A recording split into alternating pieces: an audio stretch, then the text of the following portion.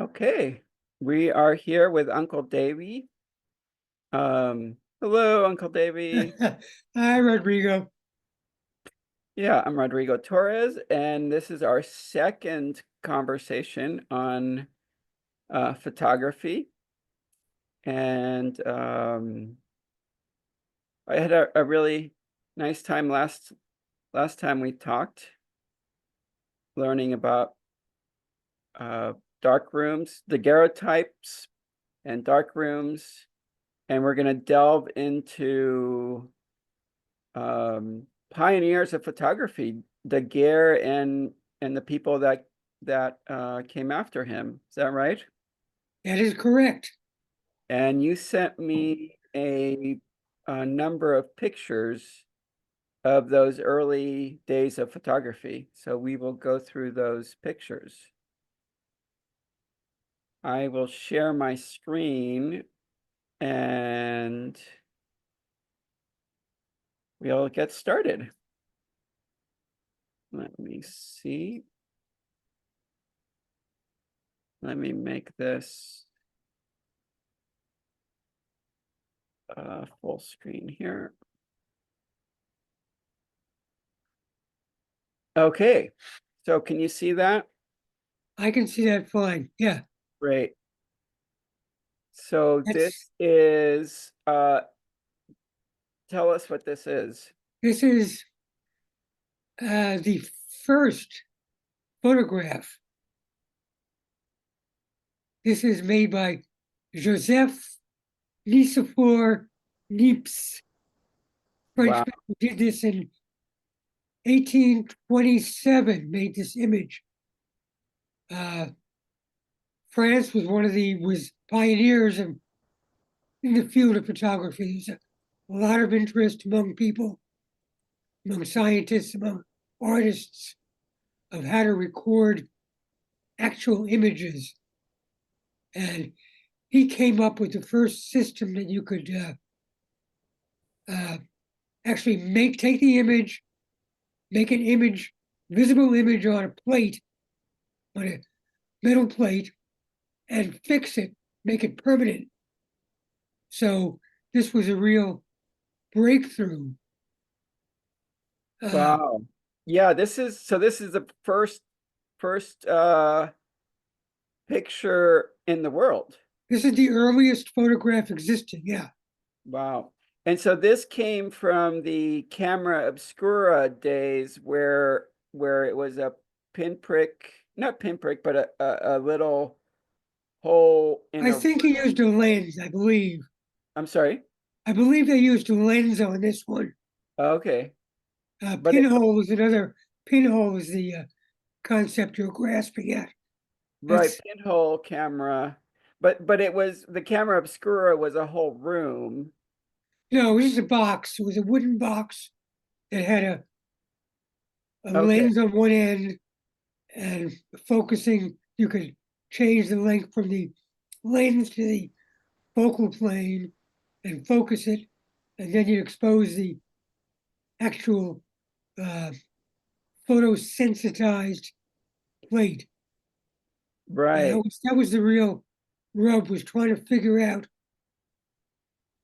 how to photosensitize, what was the best way to do it, and how could you make that a permanent image. That was the real crux of the matter.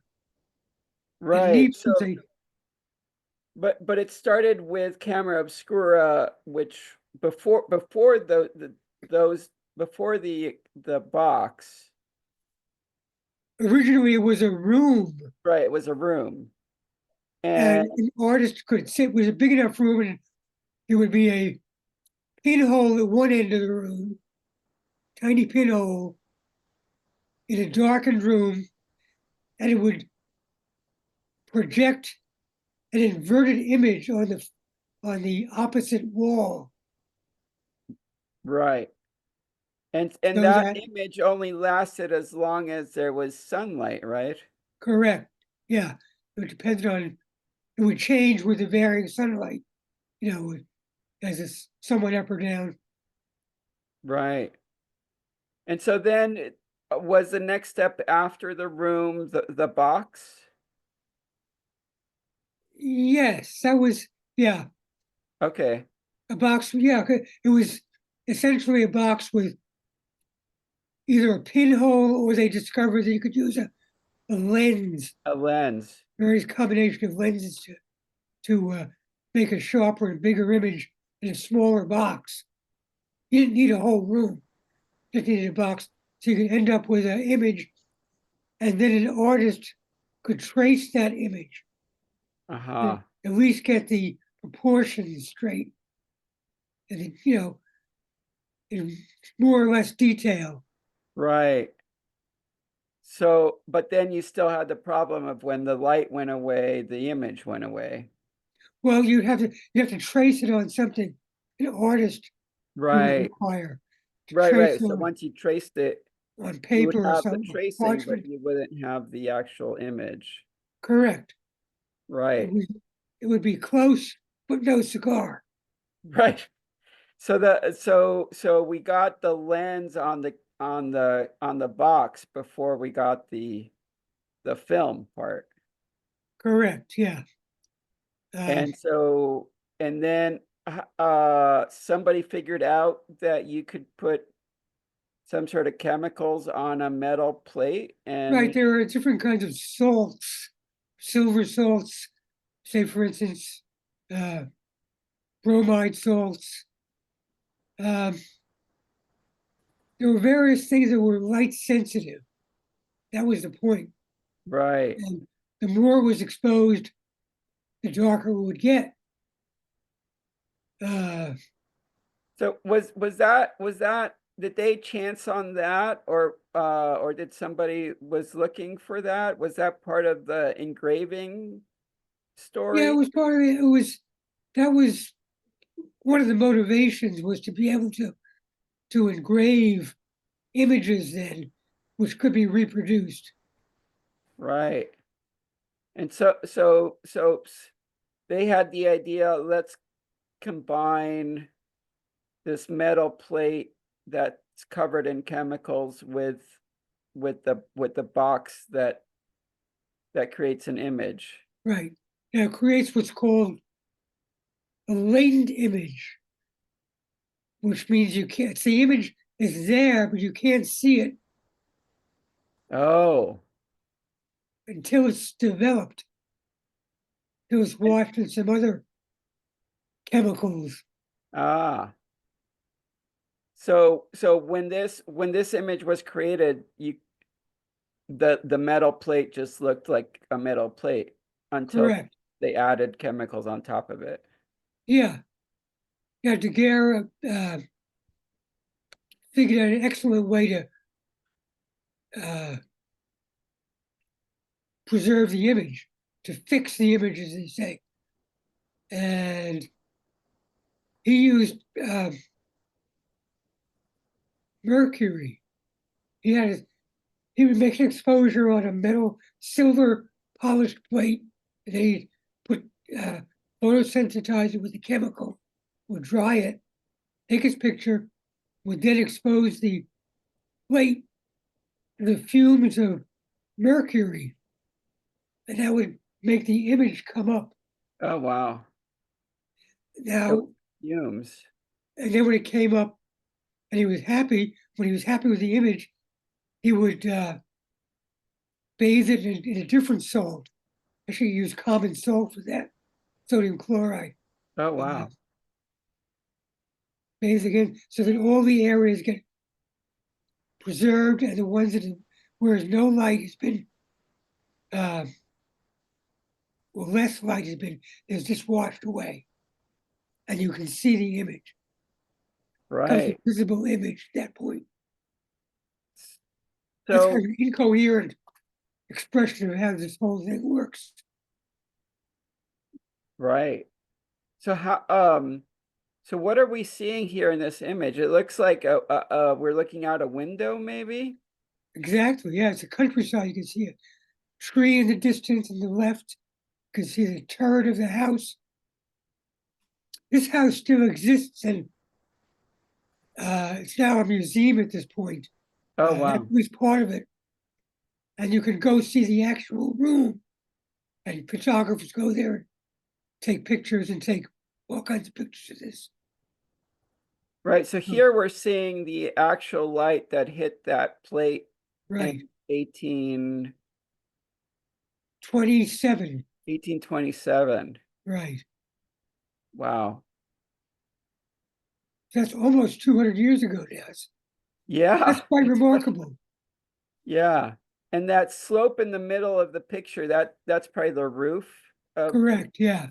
Well, yeah, there's a roof line, and the rest is, I believe, a lawn. Is out there, or just right. ground. Its shape, a triangular shape, would be like green grass or something. Uh-huh. And so this was a colleague of Daguerre. Correct. Daguerre was much more of an entrepreneur than Niépce ever was. Oh, wow. He was an artist in his own right. Uh, he had a whole business of making dioramas, which were very popular at that point in history, in which they would paint a story or a scene on on a piece of canvas that would be wrapped up in either end like a scroll, and they would unwrap it, unroll it, and the people who were sitting in front of it could see this painting and get an idea of the events or places. Oh, wow. It's like an IMAX. It was the IMAX of its era, and it was very popular. Wow. It was all painted though, Wow. and Daguerre had the idea it would be nice to be able to do it a lot easier and sell more, sell more stuff, sell more admission tickets. Right. So I will go to the next Sure. picture. Okay, and And we're moving up to 1836. Uh, this is now just to point out that Niépce, who was Daguerre's partner, died in 1833. uh, His son was still involved and still was a partner with Daguerre, but a junior partner. And Daguerre continued doing experiments, and this is his first successful daguerreotype. wow. It's a still life. Obviously, he hadn't gotten around to shooting people yet, because this involved tremendously long exposures, Right. several minutes. We're talking about, or even more, depending on the lighting. And So this is way much, sorry. yeah, This is much more photographic than correct. the Yeah, previous image. and I should point out that both Niépce and Daguerre, the daguerreotype process produces a positive image. So Oh, it's a doesn't make a negative, makes a positive. So it's a one of a kind picture. oh, wow. So And this is the actual thing. This isn't like transferred from a negative. no, this is just a straight on a silver plate. Oh, wow. That makes this quite remarkable. This really created a big stir in Europe in general and in the world. Yeah. I wonder what went through his mind when he saw this. Don't know. I Mon would have Dieu. been pretty amazed if I had done this. I'm sure he was very excited. Yeah. Yeah, because the detail, I mean, we can see a flask looks like it hanging at at the back right? and the cherub, uh, Cherubim there and yeah, the statuary. And it's a very typical still life of the era. right. See a lot of paintings of this style. Yeah. Looks like maybe Some blue. a dresser or something like that. Yeah. I don't know. That's all. Yeah. That's so it created a huge furor in the art world and scientific world. Right. Uh, and he kept experimenting and improving his methods of try to basically wanted to shorten the exposure so that so you can move on to the next one, which is 1838 now. Wow.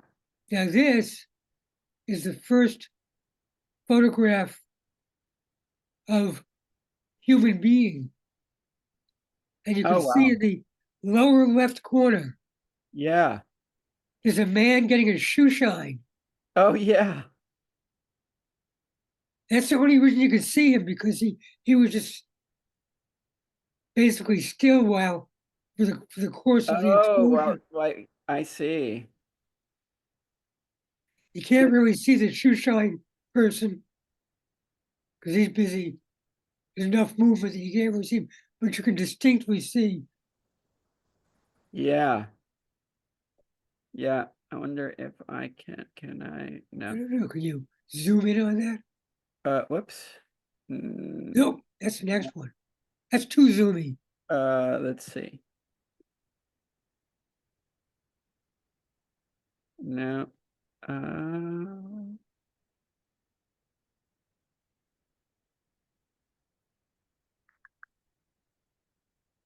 Oh, zoom in. No. Oh, there we go. Is that It's working. doing anything? Oh yeah. This is Paris in 1838. Now move the image down. Yeah, Yeah. move it over. You can very distinctly you can see the man getting his shoe shine. Yeah. And that's the There very it is. first image of a human Wow. photographed. Wow. Don't know who it is. Right. And such a daily life type of activity. Exactly, yeah. Now, Daguerre was a shrewd fellow, businessman, basically. So he had all patents done and everything, so that Yeah. nobody could steal his ideas from him, because he wanted to make a mint on this. So what he ended up doing in 1839 was the French government offered to buy the patent, basic patent on the whole process, Oh, wow. and he sold it to them. And then the French government offered it to most of the world, except Great Britain. Oh, huh. They didn't extend it with a patent law. They fuzzy laws going on. There was a lot of infringement of intellectual property. Uh-huh. So that if you made a daguerreotype in England, you had to pay, well, you were supposed to pay money to Daguerre, a fee for using his process. Oh, uh-huh. Whereas the French government made this a free gift to the world except to Great Britain. Oh my gosh. But it included the United States, where this was this caught on immediately in America. So By he made 1840, his money in selling it to the French government then, yeah, right? I think well, he shared it with Niépce's son, Uh-huh. but it was like a 60-40 split there. He didn't give him an equal share. Oh, uh-huh. So it created some bad feelings there. But Yeah. And so what was some of the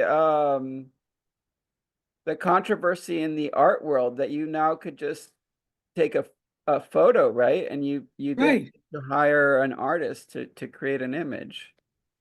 It does it mean the artists no longer necessary?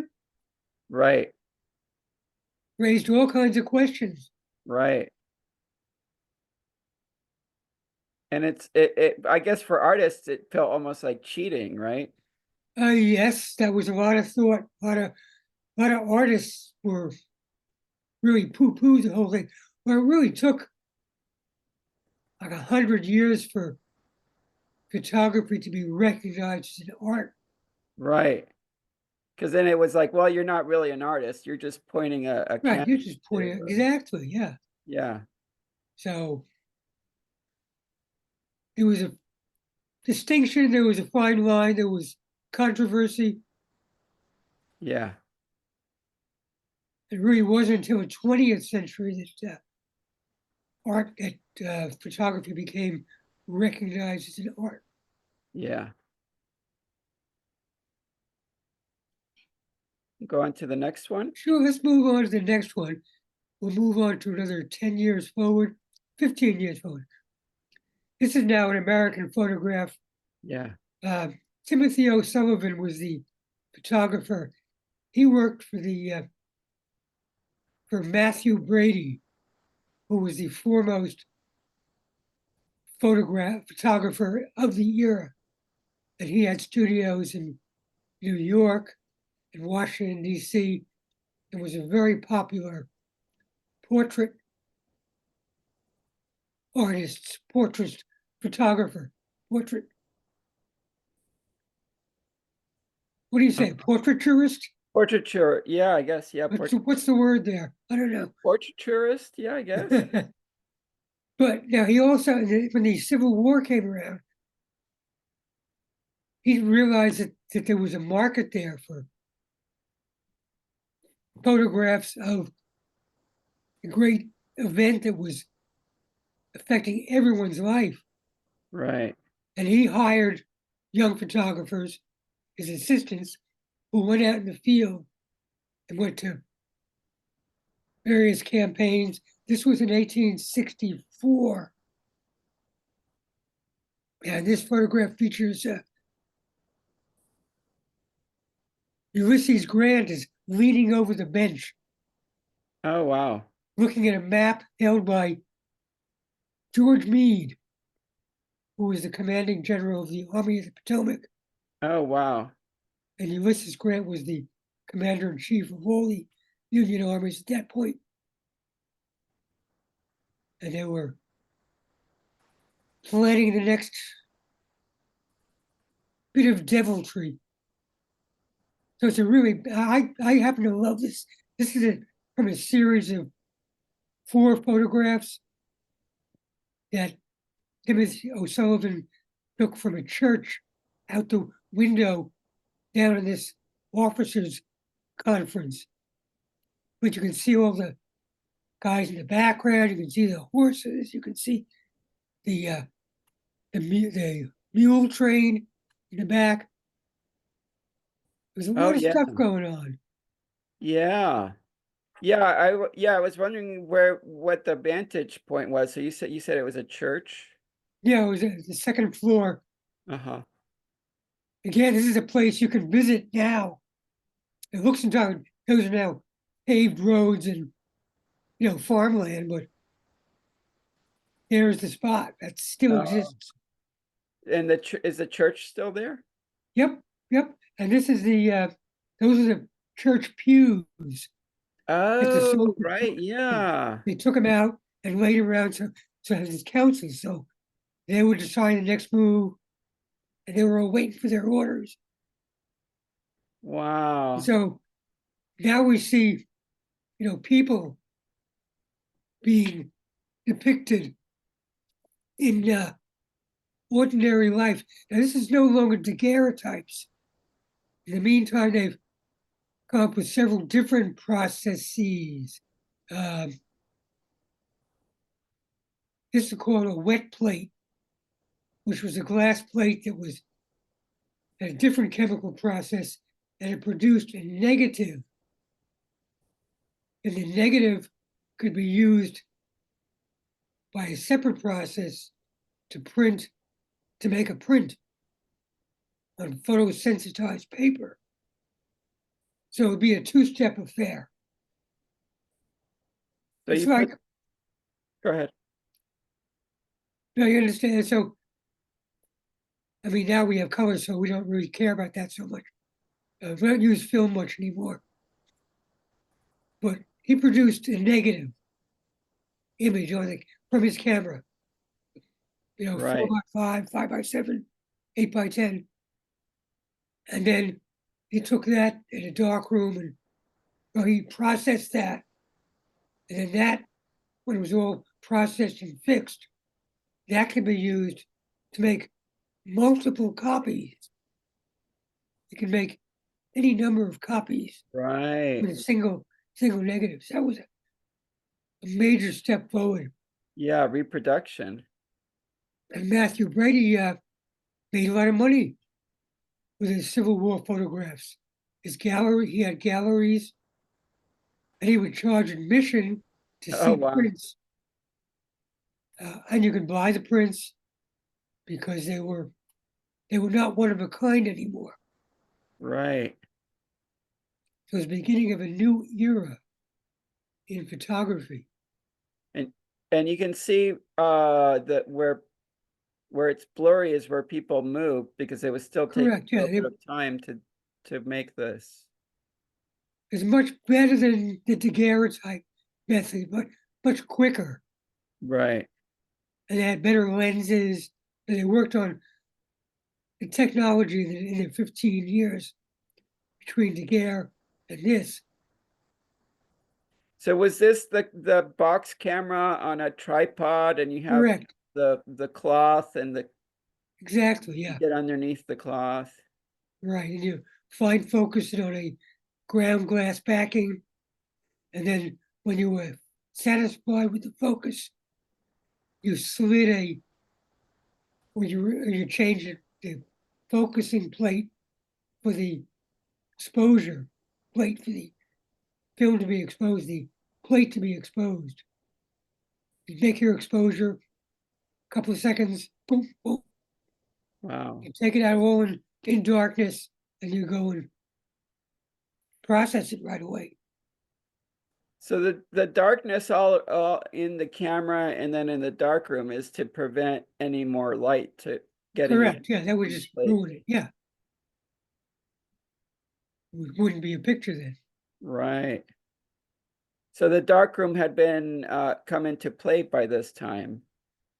Right. They used Master Brady had what he called a what's it wagon, which was it was an ambulance of the period. It was a small vehicle, and he had it all blacked out. He had everything, so it was all dark inside, and he could Oh, go, wow. but he could bring it Right. up to them because you needed to have a proximity to the between the plate and the development. You had to do that right away, pretty much. So you're saying you had to transport the film to the dark room? Right, the whole photographic process involved having this small, like a car. It's like having nowadays it'd be like having Right. your own van. Right. That was you needed Oh, that so too. wait, was a dark room in the Correct. Yeah. Oh, okay. So it was like a traveling dark room. So keep all the supplies and all. Uh, he prepares plates I for see. exposure, and then he develops plates, So you and then park he that takes next them to the back, church, so you can take this in the church and then take that down to your mobile. which was parked right out front, I'm sure. Right. Got it.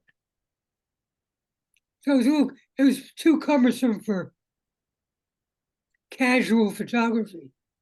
Right. You had to really plan, and there's a question of logistics. Right. And then as the century wore on,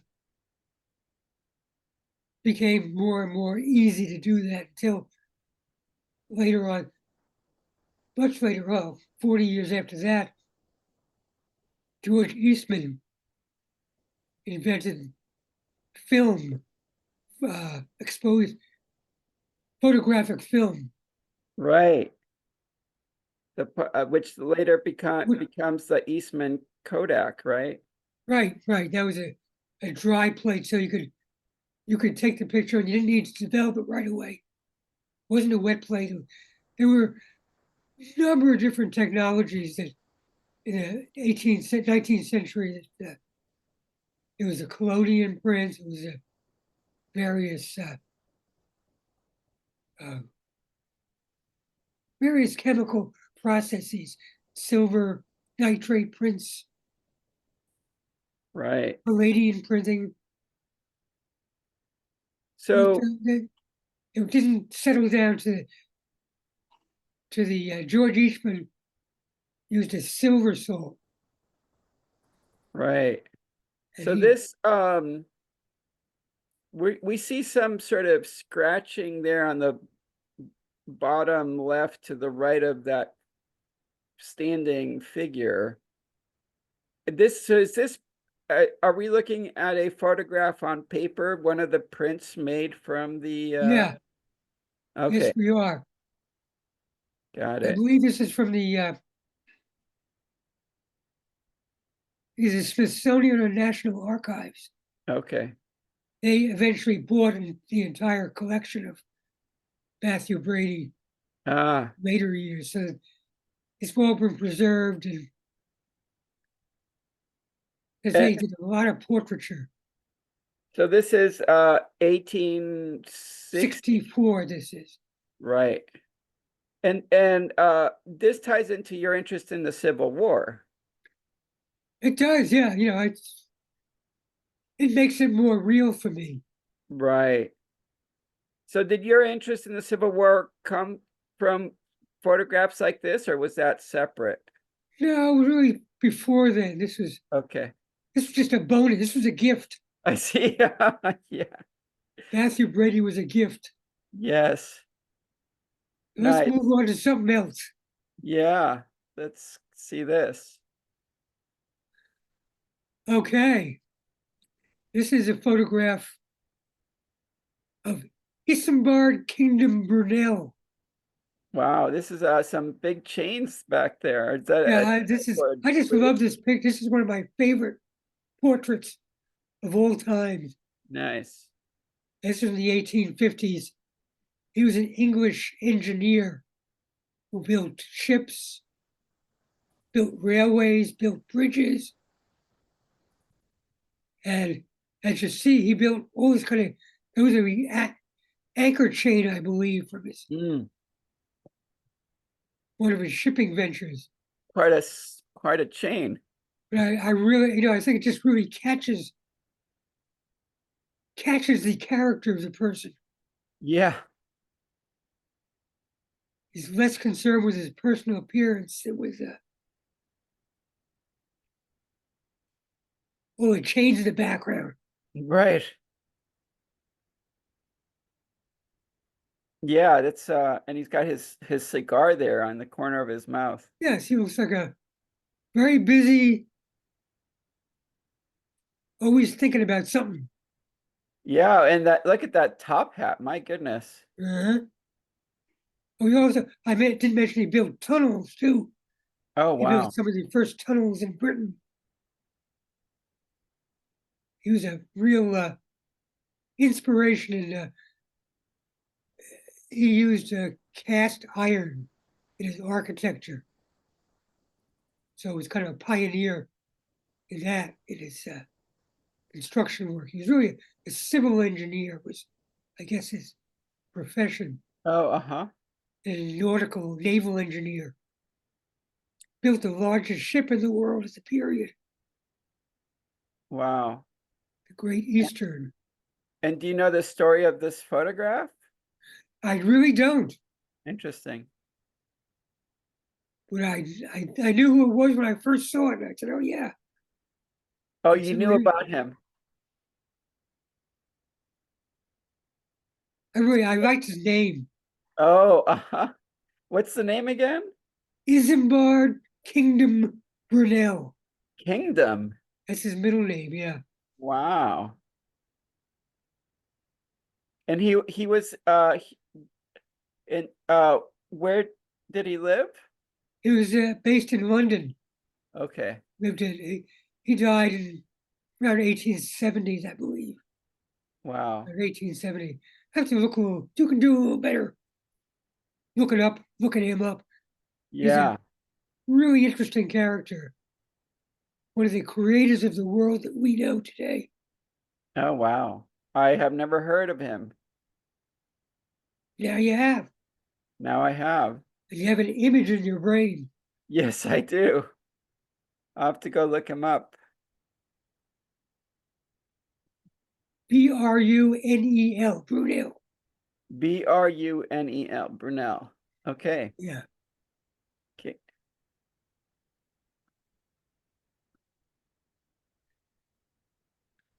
Next picture. Okay. This is silver.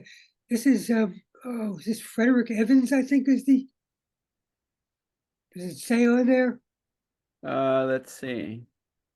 What's the name? Yes, yes. Frederick Evans, Bruges Cathedral, Bruges. Yeah. Bruges. I really liked it. His feeling for architecture and light and Yeah, stone. that light is It just amazing. really he caught it just right. Yeah. You really get a sense of like the immense space inside of this. And the solidity of the stone. Yeah. You can feel it's stone. This is a platinum print. He was which is yet another process that used platinum rather than silver as a basis. Platinum. Wow. So these plates that are made of platinum or silver, they must be pretty expensive. The plates themselves, right? Because those are like Well, precious metals uh, or not? they used for daguerreotypes, they used copper plates that were then plated with silver. Ah, okay. Silver So it's plated. just like it was like jewelry. Got it. So just surface on the surface. I see. Got it. So they were solid silver. Right. And so this is a platinum plating probably then. No, this is a platinum using the printing process. This is a negative film that he used. I don't know if he used platinum on his negatives. I really don't know. Okay. But his printing definitely. It has a richness that you don't get with other stuff. Right. Really, Yeah, the quality of I guess of the materials is evident, sometimes tells you kind of when the picture was taken, right? pretty From much, yeah. Pretty much, yeah. That's and you really can see the light there because you can almost feel the light. yeah. Yeah, and that really is what photography is, right? Capturing light. Yep, exactly. Yeah, Light pictures. light pictures, yeah.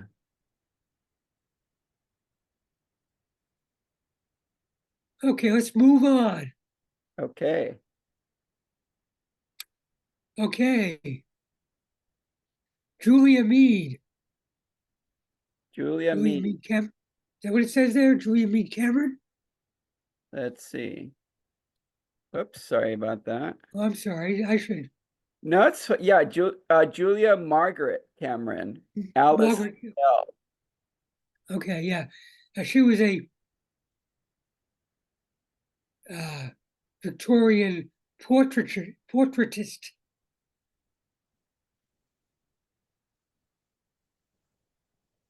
Alice Liddell or Julia? Julia. Julia was a portraiturist. Right, so she did lots of pictures. And she really got to the heart of her class. And so this is Alice Liddell. This is late 1800s now. We're talking about Oh, so we're going, 1870s. we're back. No, no, no. Hmm? No, this is still, yeah, okay. Yeah, we're still chronological. More or less, yeah. And so tell me about this. Well, I'm not sure what to tell you about this. Okay. Other than she was a very sensitive photographer. She created, like, her characters had things to do, scenes. They weren't just posed, they were doing something. Uh-huh. They were often uh, illustrative of actions. Uh-huh. This is very, seems like a very romantic photograph. Exactly, yeah. That's the word I'm looking for. Yeah. Romantic school of photography. And she was really good at it. Yeah. Yeah, this could be a painting. Painterly, yes, It is painterly. painterly, yes. Yeah. So how long would she have had to hold this pose? Few seconds, Oh, okay. So we've gotten a lot faster then by this time. a lot faster, yeah. Not snap faster, but Right, that's we're talking Kodak again now. right. He invented the snapshot. Oh, wow. I did not know that. So this is still the camera with the what's that little the cloth behind it called? Is there a name for that? What The cloth that you duck under. oh, the cloth, the black cloth. The black cloth. Yeah, I don't know. It was called a cloth. So this is still a camera with the cloth. Yeah, so it's all studio, very studied. Oh, this is a studio. This isn't It's not outdoors. spontaneous.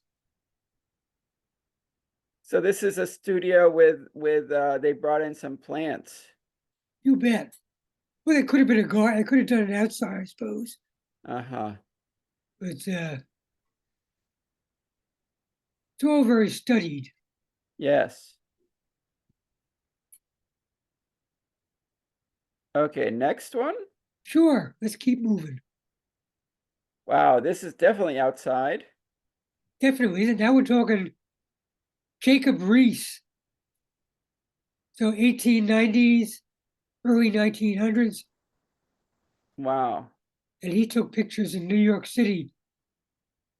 Whoops. Sorry about that. Whoops. I completely stopped the sharing and I didn't mean to. Sorry, go ahead. You got so excited. Yes, I did. This is quite a scene. Right. Isn't it called this Robber's Roost? I think is the name of this picture. Wow, yeah, like some gangsters here. Unsavory sorts. Yeah. Very different from previous The one. previous picture, yeah. Is But this that is now he has a portable camera now that he can at least carry around to a degree. oh right, instead of being He a probably still use a tripod, I imagine. But right. he didn't have to lug all the apparatus and he might need a bodyguard. I don't know. Is that a rifle that guy has? No. No, I think it's just a stick. Okay, just kind of, it's just kind of in the right position there. Yeah. He was a journalist and photographer, and he wrote about poverty in New York City. Oh, wow. He was very influential in the turn of the 20th century uh, about social conditions, about improving social conditions.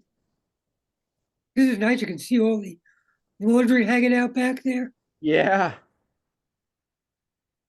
Yeah, this looks like an alleyway almost. Yep, And the exactly what it is. yeah. So this is New York. Yep, But it reminds me of the movie, the was it Gangs of New York? exactly. Yeah, that's very good. Good point. Yeah. Yeah, the hats and This it was looks just like a few years later, but yeah. nothing much had changed. Wow.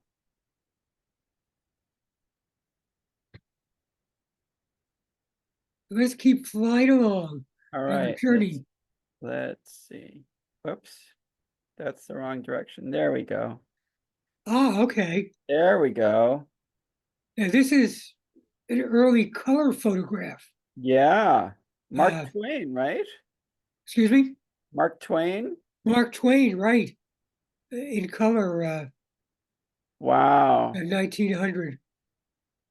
Wow. It's called the autochrome process. Autochrome. Yeah, which had a very nice effect. But it was you had to be prepared to make pictures. It wasn't a you didn't walk around and take autochrome pictures. You had to Uh-huh. set yourself up and have the proper equipment there. Yeah, that red is amazing. Uh-huh. So, say more about needing to have the proper equipment. Well, was it kind of a step backward in terms of complicated stuff to do? Oh, uh-huh. Just the process of doing it. Remember about learning about this is the has something to do with potatoes. I'm not Okay. sure what, but Okay. potatoes are involved in making the emulsions. And you have to Oh, make wow. separate emulsions for you're basically dividing into three colors, I believe. Oh, uh-huh. So it The lacks the well, the work that you did was it also three colors? uh for Four. printing, printing. Yeah, it's a similar kind of stuff. Is this like blue, green, yellow, or what's Red, blue, green, red, blue, yellow. red, blue, green? Yeah, probably. Yeah. And you print red, yellow, cyan. Oh, Magenta, yellow, cyan was the colors we printed with, and black. Black okay. gives you the whole depth and modeling, gives you a definitive shape. Right. The contrast. I like that picture. Yeah, this is amazing. Nice feel for Mark Twain. Absolutely. It makes him like so much more human True. than like this mythological character. Right.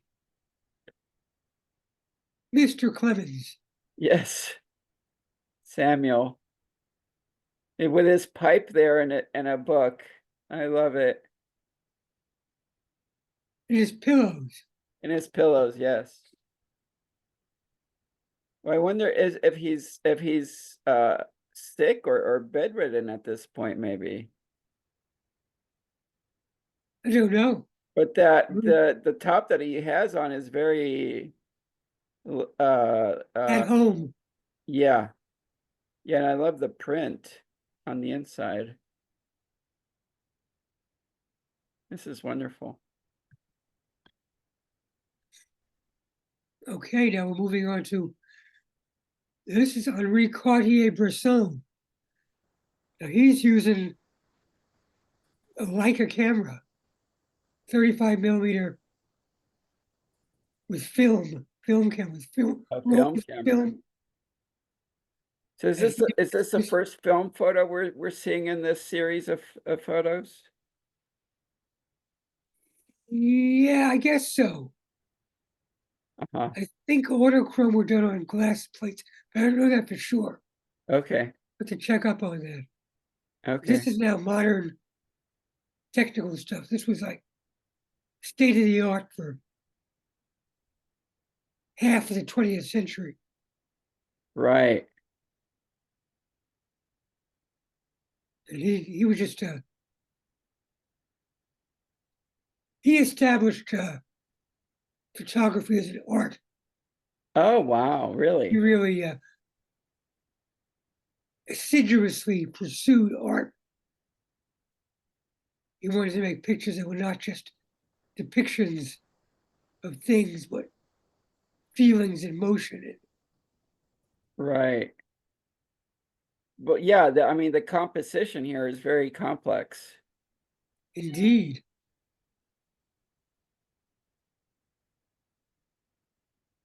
I like that. Just really draws you in, doesn't it? 100%. Yeah, and he had to catch it right at the right point with the Like, there. Well, although this was probably part of a series, right? He probably snapped several and then picked this one. I assume so, but that's pretty quick action there. You Or gotta, maybe it just happened. because you can't just take picture like zip, zip, zip. You have to advance it. Right. Manual. Oh, This was right, not right, electronic. right. It's almost like reminds me like Dadaism or Surrealism. Oh yeah, yeah, or cubism, yeah. With It's the kind of like, steps there, what is yeah. that? What am I looking at? Yeah, I know what it is, but I don't know what it is. yeah. Yeah, it's wonderful. And so let me see if I can see. This is we don't have a year on this. So this is in the 19 30s, I would guess. okay.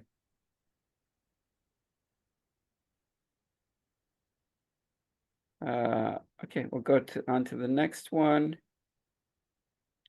Cool. This is Man Ray, Man 1920. Ray. Is that a slinky? I don't think they had slinky. Maybe he invented the slinky. I don't know.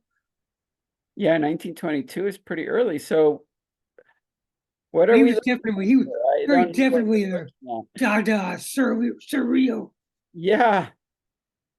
things that you wouldn't expect to see in juxtaposition. What do you know what we're looking at? I have no idea. Some kind of movement. Yeah, that really looks like a slinky to me.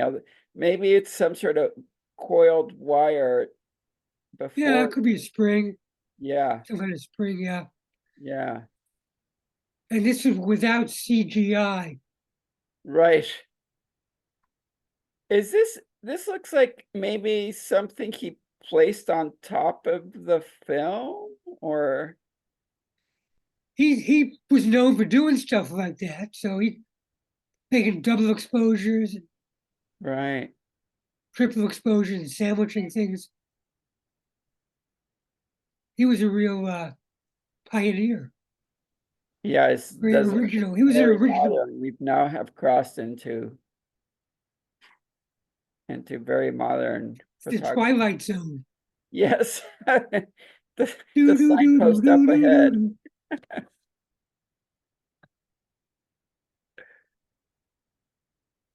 Okay, wow.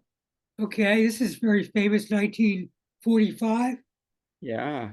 This is kind of to demonstrate The film is documentary. Right. Iwo Jima, right? Iwo Jima, yeah. Joe Rosenthal was the photographer on this. And it's just he got it right. Absolutely And iconic. in this case, he did take a lot of pictures of this same thing Uh-huh. and selected the one this is Like, the one that he liked the best. right. Yeah, I mean, it's so iconic that I think a sculpture was made of There's this. a huge sculpture down in Washington, yeah, at the I think it's at Arlington Cemetery. Uh-huh. Yeah, this is really quite remarkable. And it's the one image that Americans would think of when they think of World War II. Oh, wow. What are they standing on? Top of Mount Suribachi. Ah, It's all been blasted by artillery, and so there's oh wow. nothing standing there. Right. So it's like the debris of war. Yep, Wow.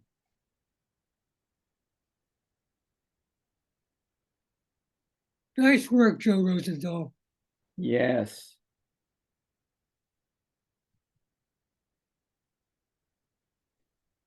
Margaret Burke White.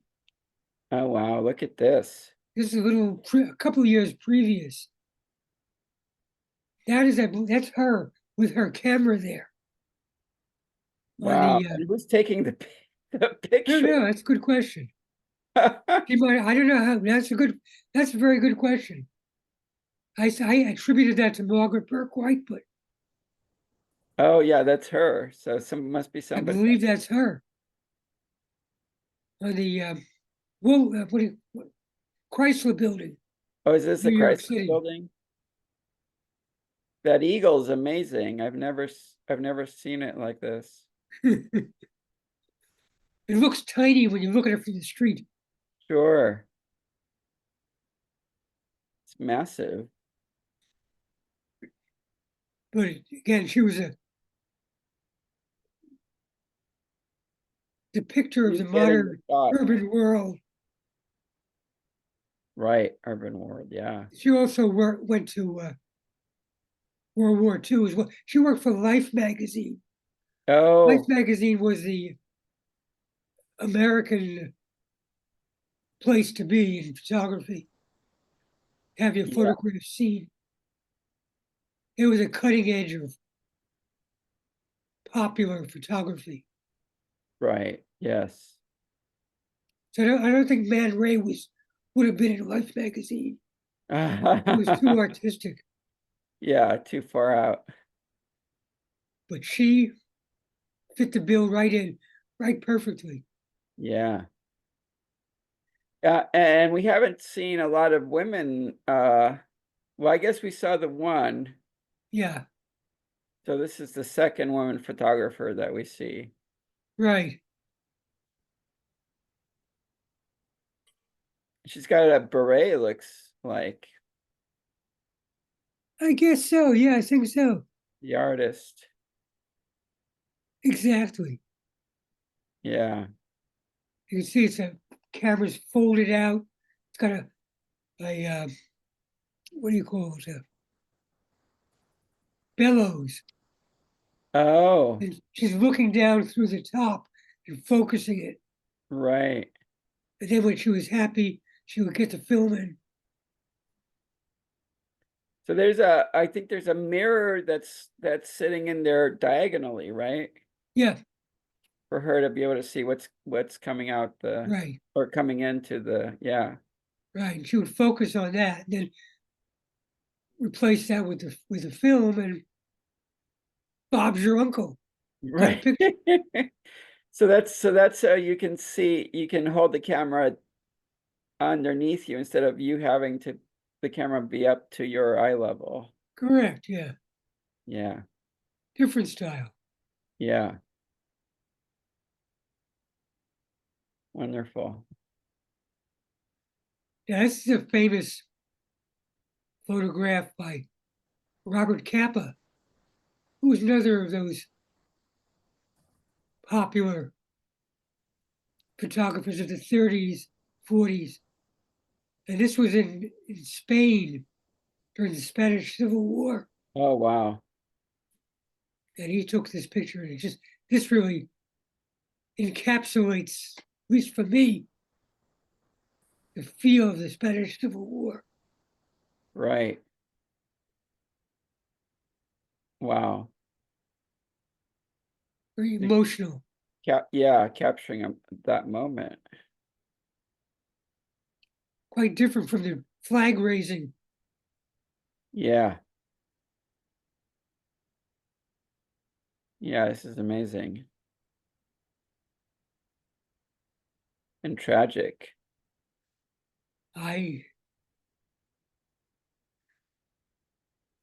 It's all 90 years ago. It's all history. Come on.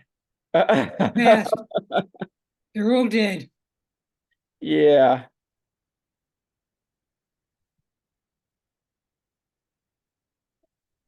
Okay, now we have this, I think Andre Cortege. Let's see. Yes, Washington Square. Yeah, he was another European master, like Cartier-Bresson, master of the 35 millimeter Leica camera. Leica was the best.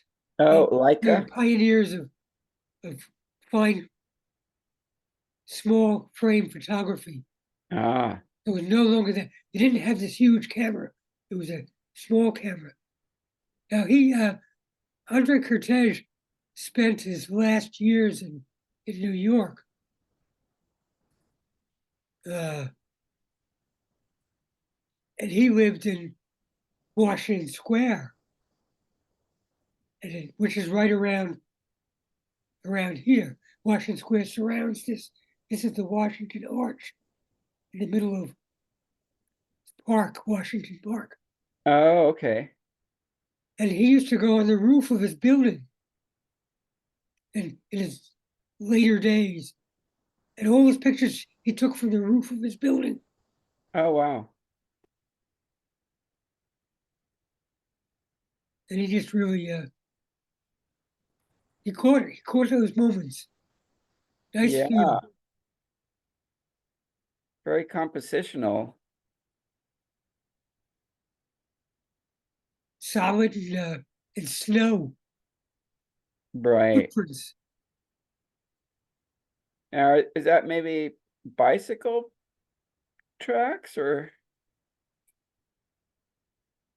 Probably. Looks like It's not sensor. plow. Right. Oh, uh-huh. I don't know. Wow.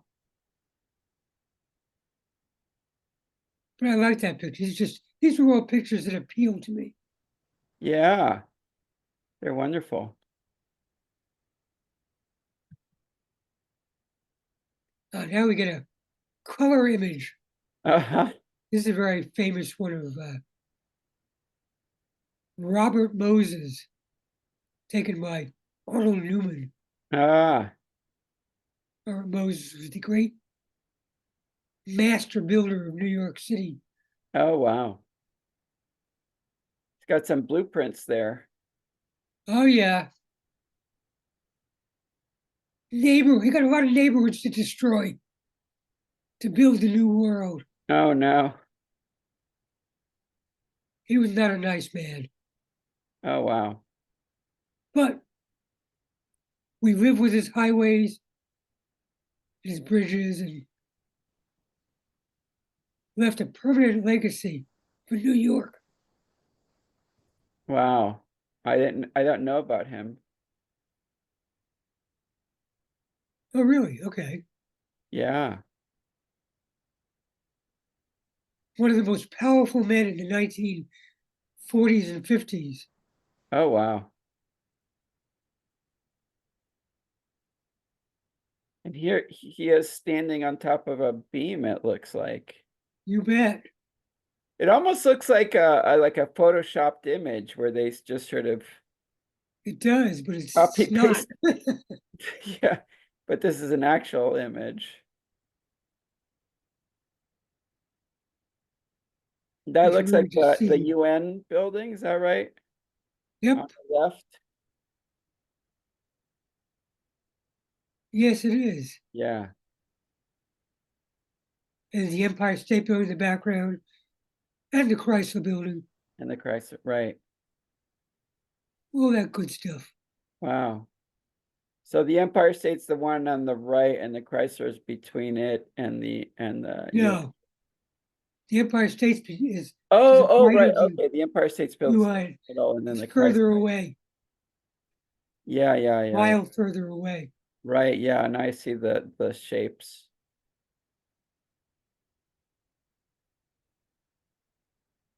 Wow. Another document. The film is documentary. Right. There's Lee Harvey Oswald. E. Harvey Oswald. Really very. Everyone looks grim in this picture. Oh yeah. Well, John F. Kennedy had just been shot. And he had just been apprehended. Yeah, This was just moments before he himself was shot, was shot. Wow. which is another photograph. But I like this one. Yeah. Really Were they feels. just I remember that they were walking down a corridor. Is this them this looks like they're just standing, right? They're not walking at this point. I don't think so. I think they're just Yeah, they're getting ready. right. Wow. Very quizzical look on Lee Harvey Oswald's face. Yeah, Somewhere between a sneer or I don't know right. what. Enigmatic character. 100%.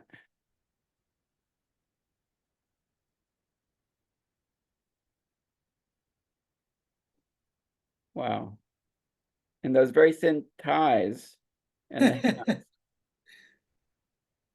And their Stetson open road hats. Oh, right, Stetson. Must be Texas Rangers, Oh, right, because this was in Dallas. Dallas, right? And there's some blur behind them, some people moving behind them, looks like. Yeah, Wow. a nice shot. Yeah. Oh, and I see the looks like on the collar of the police officer on the right, it says, I think DPD, which would be Yes, Dallas Police Department. right. He's got the Lone Star on his cap badge. Oh, right, yeah. Wow. Sergeant. Hmm. Okay. Let's go on. Shay. Oh, this is one of the most iconic photographs of 20th century. Yeah. You probably had a T-shirt like this. I Did you? didn't, but I've seen the poster many, definitely, especially in Berkeley. In Berkeley. Sure, sure. That's very famous. Yeah, it's an amazing photo. Nice image. Yeah. Wow. Another one of those almost mythical figures that is humanized by this photograph. I think he is mythologized, if not, you know, if not, he's not mythical, but he's Yeah, mythologized. Yes, apologized. Yeah, yeah. Or legendary. and this is part of the legend. This picture Right. is the one that's ask anybody to close their eyes and think about Che Guevara. Yeah, and they see this picture, yes. This is very likely what they see. Absolutely.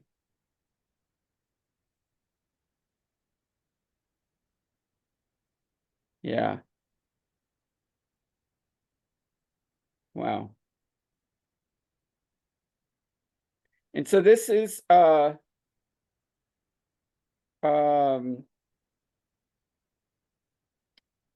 is he standing outside and the background is just the sky, or was this is this kind of I a guess. cutout?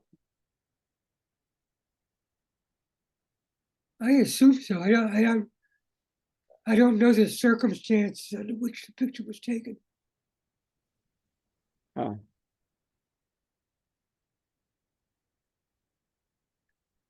Looks good. He's a good looking guy. yes. Good looking revolutionary. It's so young.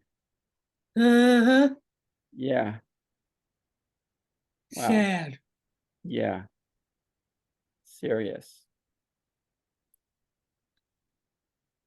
And then the last picture that we have is your picture. Oh yeah.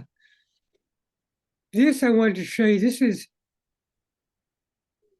a picture I made in 1963, I guess it was.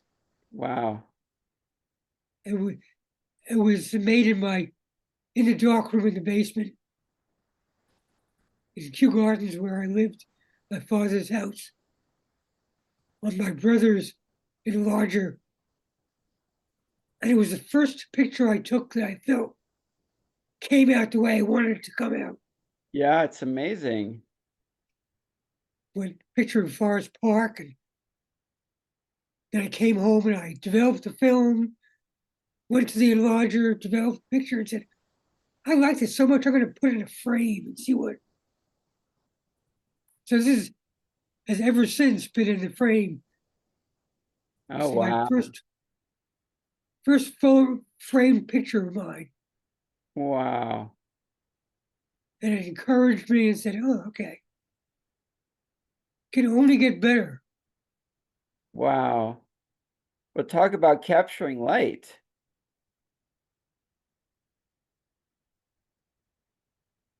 You can see the rays of the sun.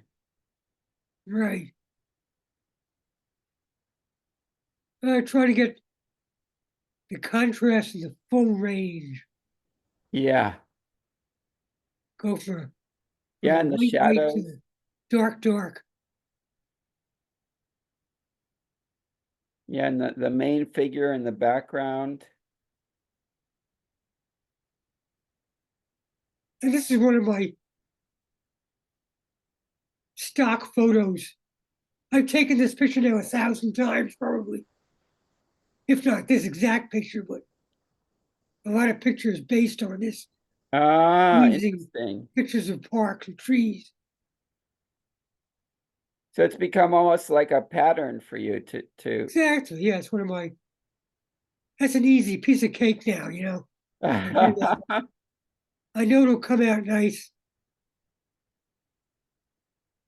This is wonderful. And just kind of this whole show today was a little progression of history of photography and stuff that was influencing me. Right. So so the pictures that we were looking at are pictures that over time you have influenced you. Absolutely, yeah. Now, talk about Life magazine. I saw a lot of that because your mother worked at Life magazine Right. back in the 1960s. So I used to get sneak previews. She used to bring home stuff and got exposed to a lot of Oh, photography. wow, I did not know that. Sure, Oh, wow. So she would bring home the issue before it was on the newsstand. correct. Oh, So I wow. would go through it and say, "Oh wow, look at that! Wow!" Oh, wow. So you got to okay. It just imprinted in my brain. all that stuff. Wow. So some of the pictures that we saw were in Life magazine then. Or what? We're from Life magazine. Yes, some of them, Right, yeah. the later Like the ones. one in the Chrysler building. Correct, yeah. Wow. And I'm sure Iwo Jima was in Life magazine too. Oh, yeah, of course. Wow. Yeah, You, I love hearing about like, yeah, what influenced artists and what were they looking at when they were creating. Matthew Brady, major influence. Matthew Brady. Have to do a whole thing on him. Just Yeah, we should do a Matthew Brady. Yes, let's do that. Let's his put that on the list of things to, photography stuff, yeah, his portrait stuff is yeah, great. yeah. Pictures of Lincoln. Let's do a conversation on Matthew Brady and your pictures. Okay, we could I do would love that. that. Yeah. And how it's influenced others. There's a movie. John Huston made a movie of Red Badge of Courage. And clearly, if you watch that movie, you say he spent hours looking at Matthew Brady pictures because you can just see the Oh, way he wow. blocks his pictures and places things Oh, that wow. We should do one. We should do a conversation on that also. a lot of things to talk about. Yeah. Who was it? Stanley Kubrick was a photographer before he was a director. Correct, yeah.